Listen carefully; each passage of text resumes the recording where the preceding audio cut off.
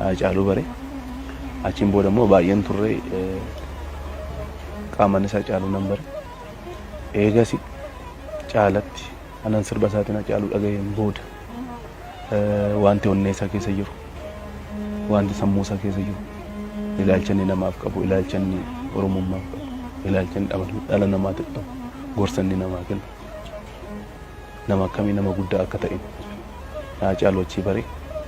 Achi turee aga gaafa Juulaayii 29tti Haacaaluun nama baay'ee walitti dhiyaannee baay'ee jaalala gaarii waliif qabnu ture jechaadha Haacaaluu. Fedhiin aartii koodee qabsoo Oromoo Haacaaluu Hundeessaa keessa ture humna qabsoo Oromoo ta'e.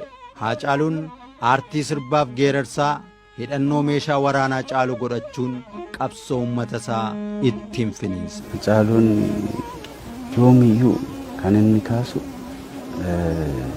ani sirba kooti, ani qawween koo sirba kooti, ani meeshaan koo sirba kooti.